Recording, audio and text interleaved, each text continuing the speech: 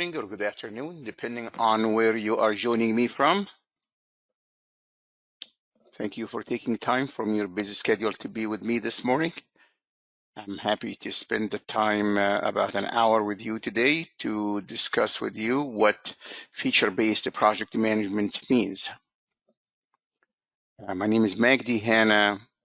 I am the Chief Technical Officer of Rommana Software. This webinar is being hosted by Rommana Software, the leader in integrated application lifecycle management.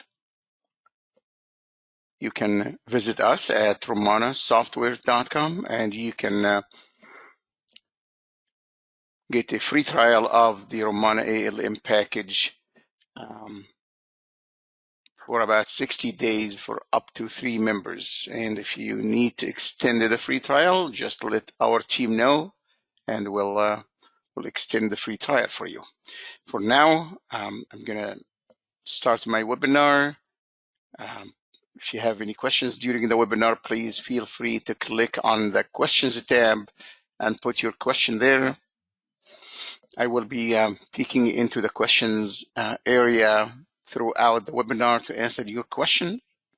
This webinar is being recorded and will be made available at the Rommana website sometime next week. All right, let's get started. Just to start, I just want to tell you that when I use the word feature in this webinar, I mean either a requirement or a user story or whatever other format you write your features in, okay, depending on the methodology being used in your project, right? So feature is a generic term to mean something you'd like the system to do or you expect the system to do. All right. With that being said, let's talk about why we need to focus on features in our projects. I don't think you need me to spend too much time with this.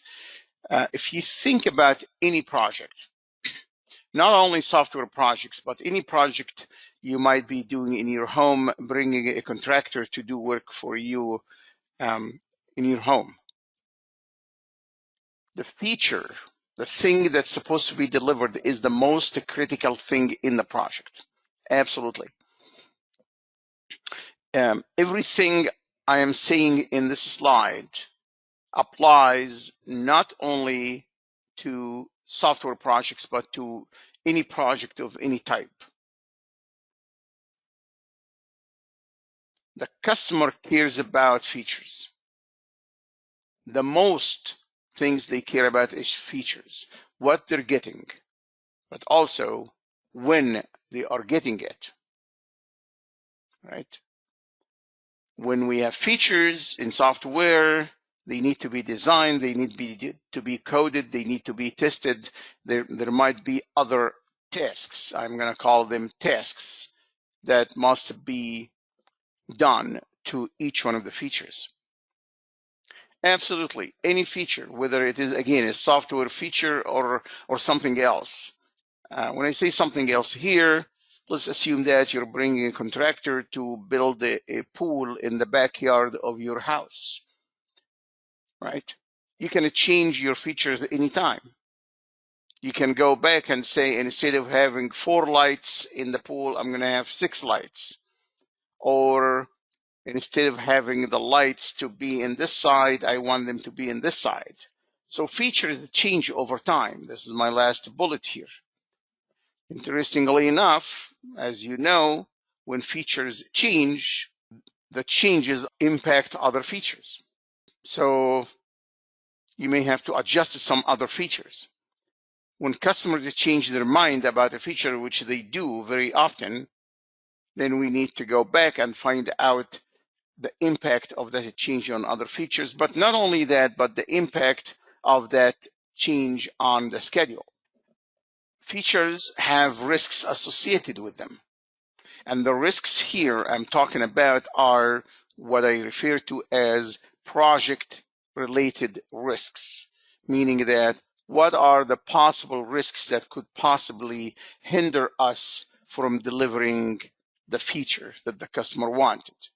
whether the risks have to do with the ability to implement the feature or the ability to deliver the feature on time, or anything else that could happen that will hinder us or delay us from delivering the feature. Risks might be a result of dependency on other third-party components or software or whatever. As I said, features will affect your project timeline. I don't think I need to spend any time with that. I hope you are convinced that if we are going to manage our projects, we need to focus so much on the features we are delivering to our customers. Now, if you look at this picture, I put feature in the center of attention here, and around it, everything else that need to be managed in relationship to features. So, for example, we have to have all these things that is relating to testing that are associated with the feature. When we have a feature, we have to develop scenarios, or we have to develop acceptance criteria, we have to write test cases, we have to write test scripts, and eventually we write bug reports. That's if the test case fails. If we look at a feature from a development perspective, there are database tables that are related to the specific feature, or at least there are certain database tables. If we make changes to them, they will affect the features, or we have design documents, we have acceptance criteria also. That's the same here as the acceptance criteria in the testing side, and so on. The screen layout, a feature has a screen layout, a screen design. If you look at a feature from project management, they have effort estimate, time estimate, they have risks, they have tasks, milestones, the progress, and so on. And other things that I could not fit into project management or testing or development. On the left-hand side here, when we have a feature, we might have to develop use cases.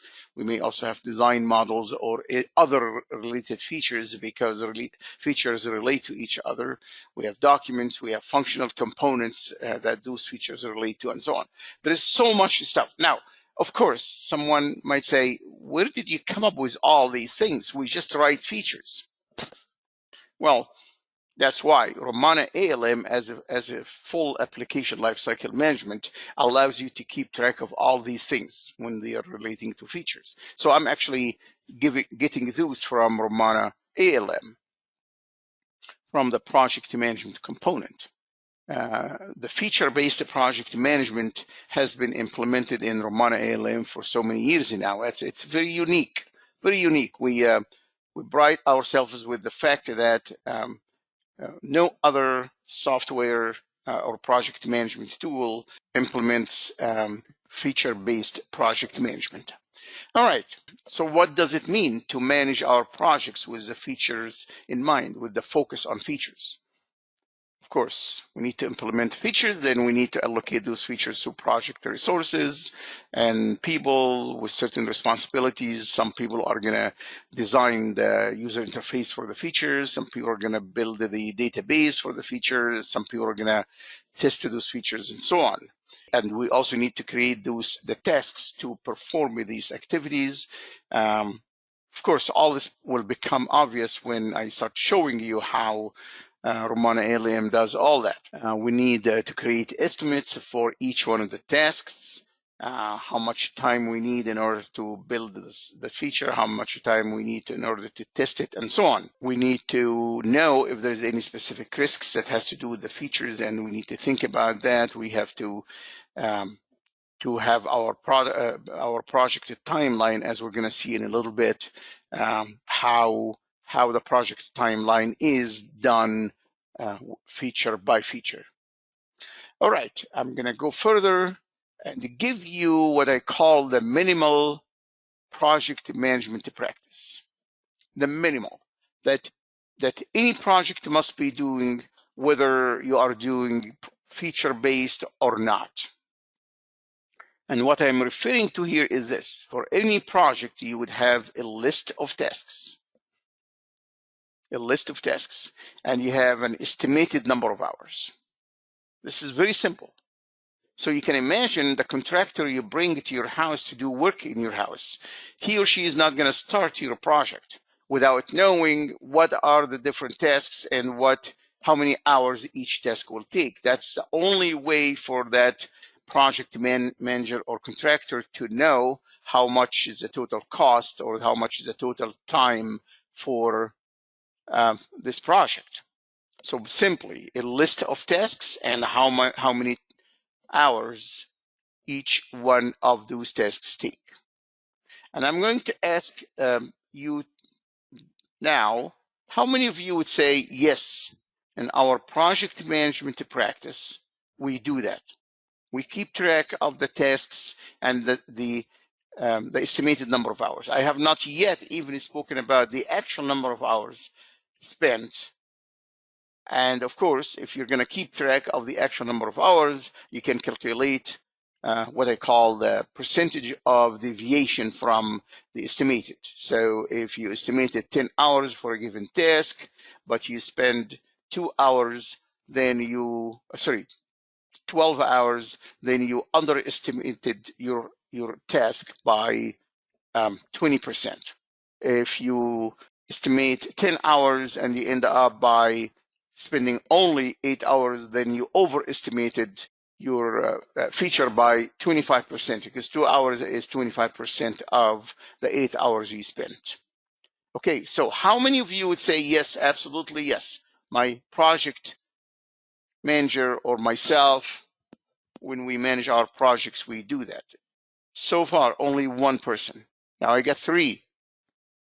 But that's about 2% of people saying that our projects is doing those minimal practices. So what are we going to do with the rest of the practices, which have to do with feature-based project management? This practice here has nothing to do with features. As you can tell, it's all about tasks and how much time each task will take. Now, this is a little bit more advanced practice, not too advanced. This is simply, we're estimating the hours, but breaking it down by task and the feature. So now this is saying how much time do we need to implement each one of the features. And that is very critical. That is very critical, because I can see that this requirement or this feature number 117 is going to take 104 hours. This is going to take 243 hours, and so on. And the total now of the 3 features, I only put 3 features because I want to fit something on one slide. The total for these 3 features is 800 hours. What if the customer comes back and says 800 hours, how many days are those? I don't have that much time. Then what do? We're not going to be able to say, well, then we don't have to do testing.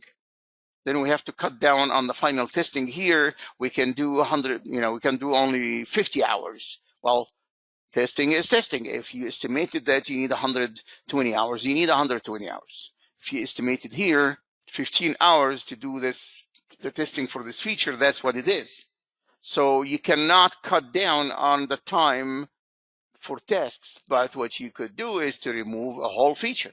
Now, I'm not talking about a project that has 3 features or 3 user stories. I'm talking about a project that might have much more than that.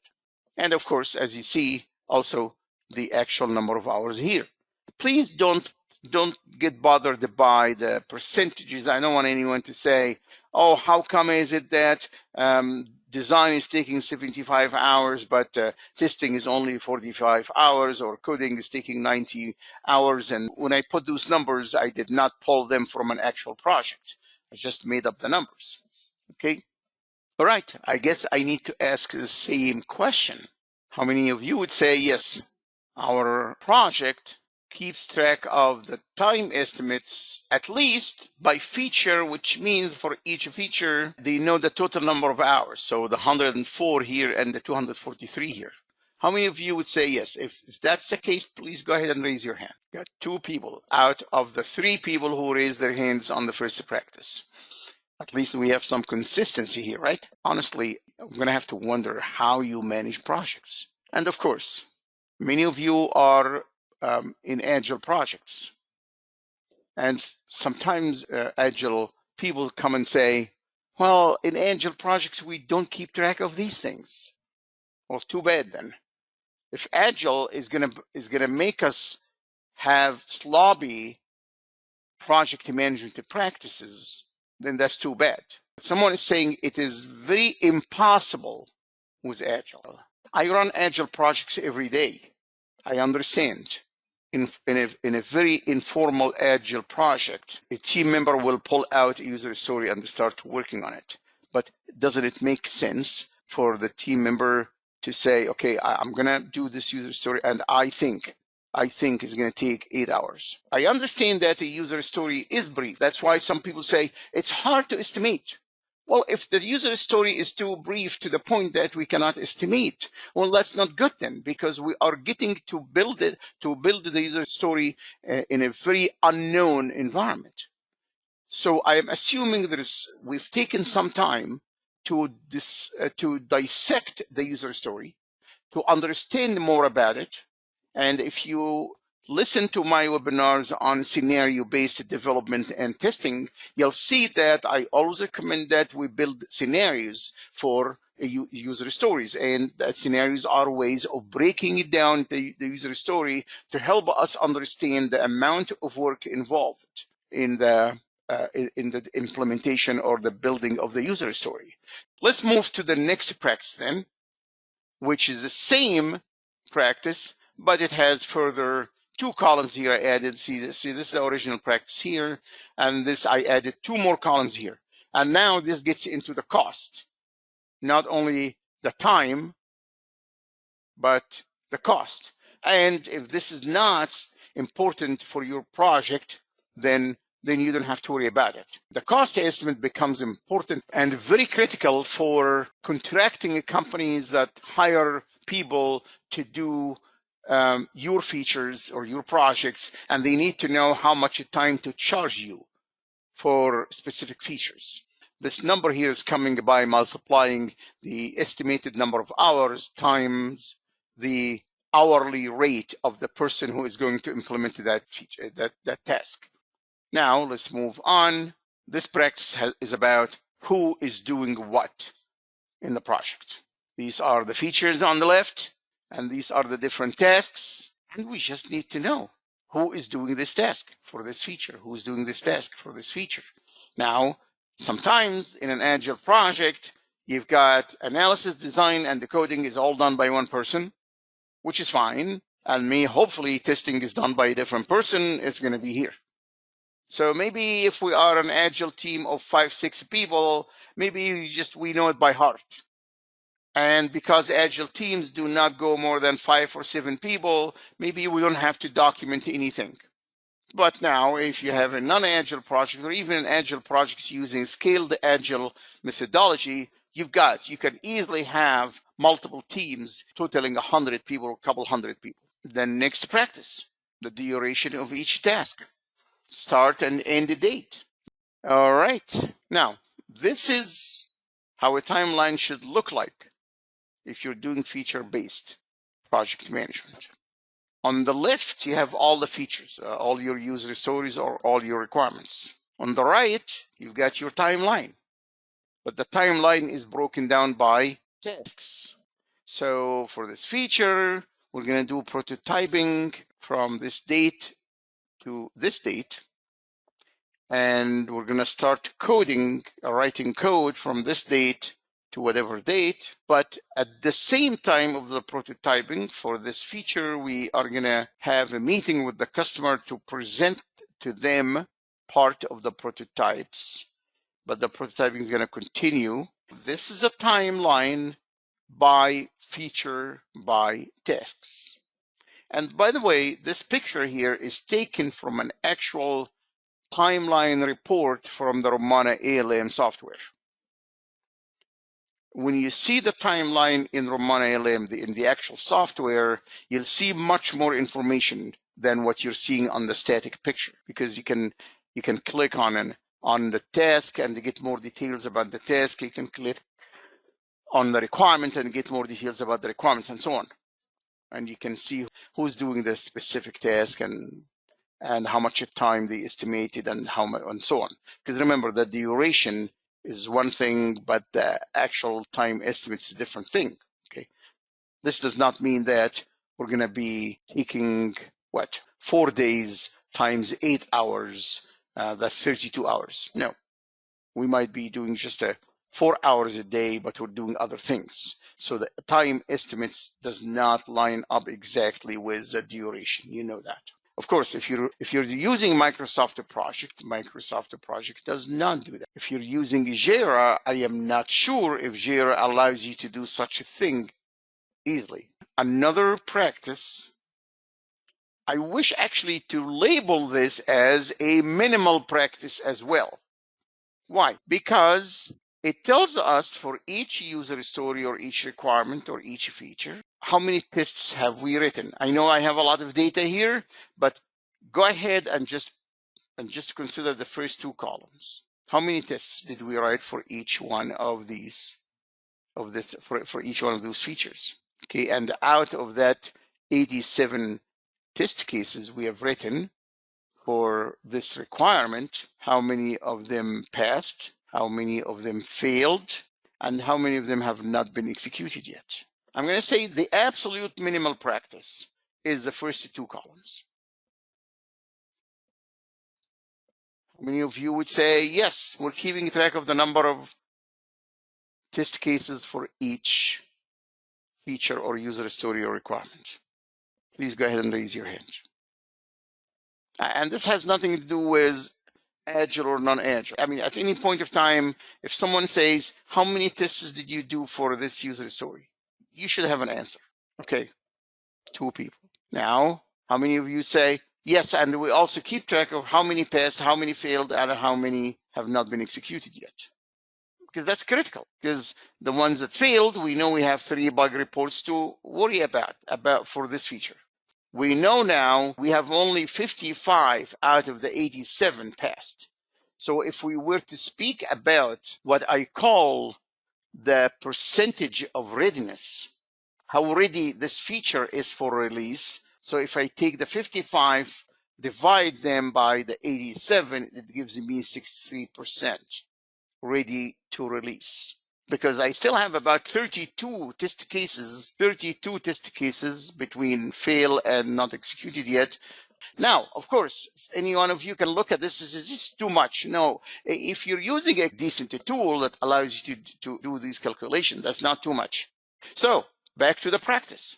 Total number of test cases, how many passed, how many failed, and how many have been executed yet.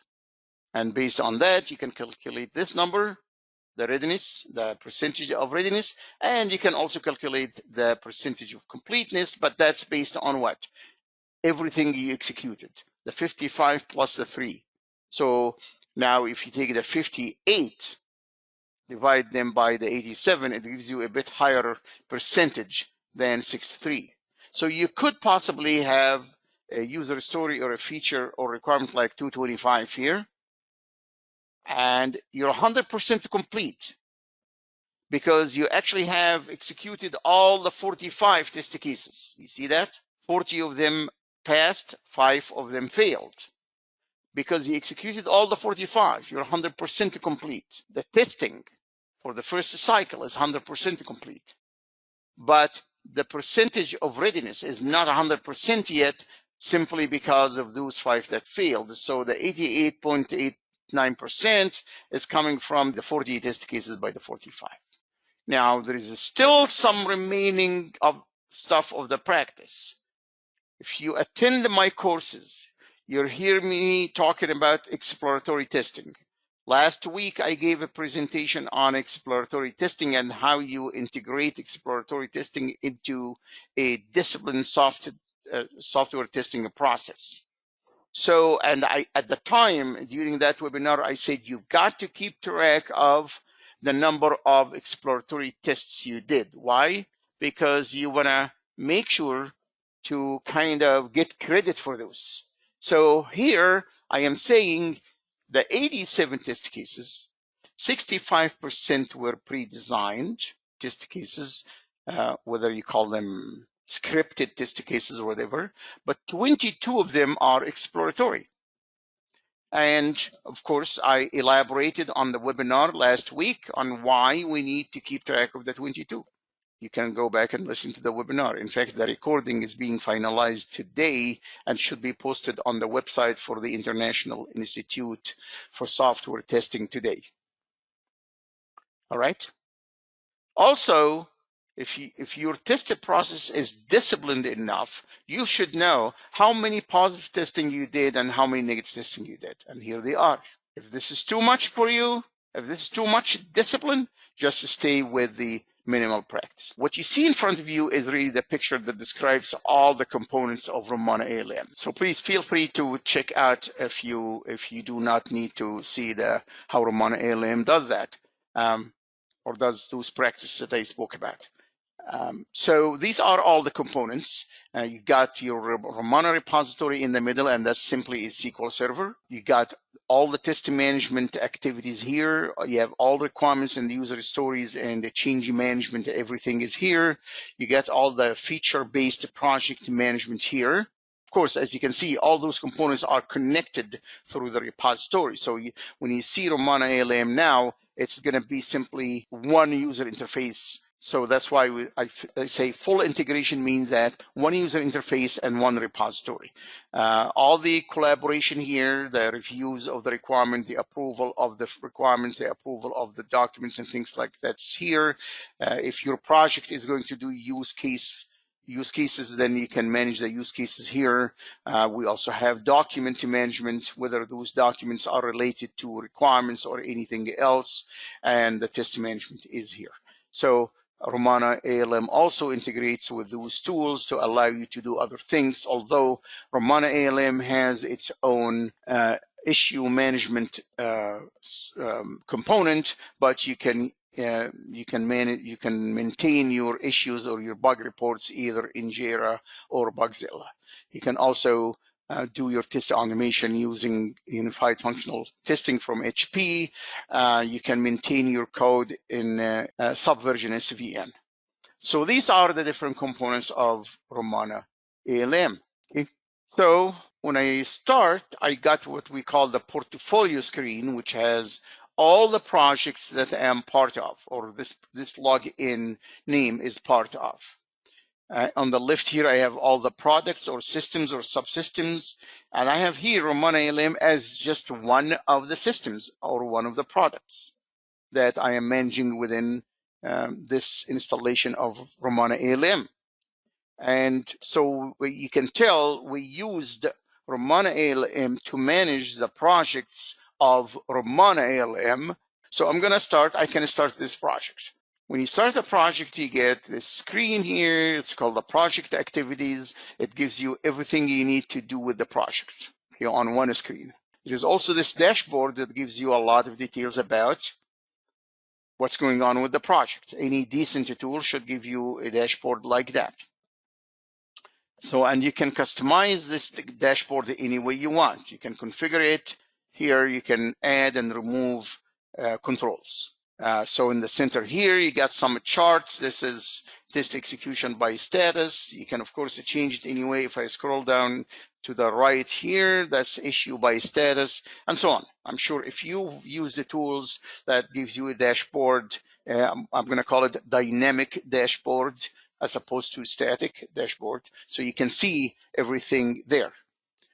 So on the left, you've got some widget here that are like tables. So these are opened issues. These here I have list projected tasks and so on. The nice thing about this dashboard is that everything is clickable. So which means I have here 136 issues that are critical. I have 53, and if I click on any one of those, so for example, if I want to see, let me go back to the previous chart. I have issues by status. We closed 162, but we still have 19 open.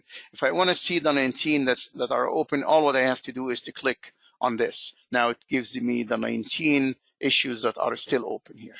And again, it's all the reports within Rommana ALM are like that. They're clickable.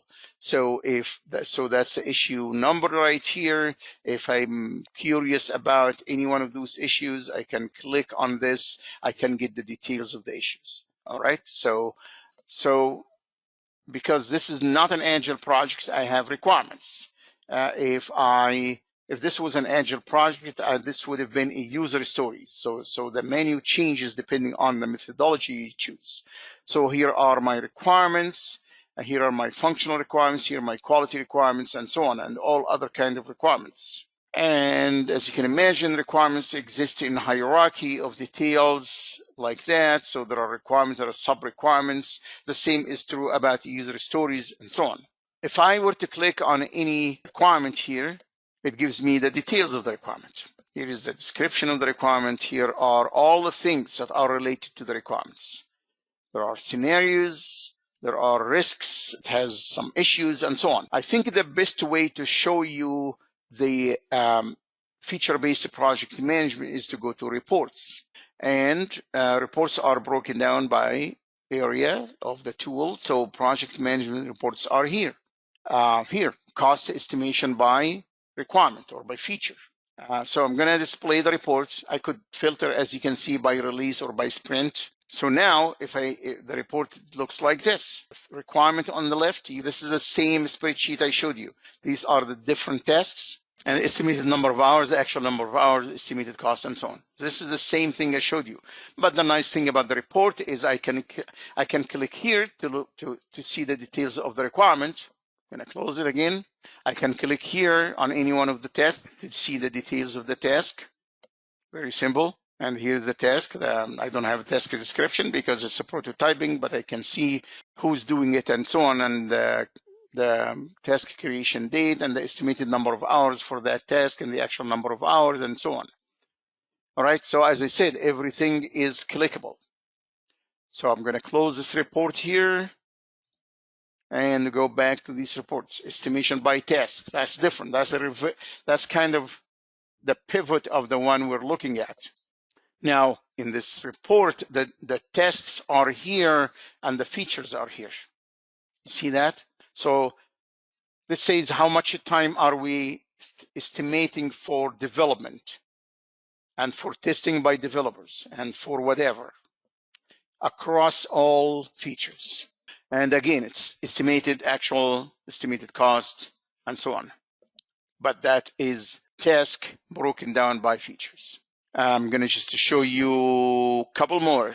Let me show you the project timeline. As I told you, this is the same report I've taken a picture of and put for you on the presentation. Of course, the report is being composed on the fly, so it takes a bit of time, but it's ready now. And as I said, here are the different requirements or features or user stories on the left.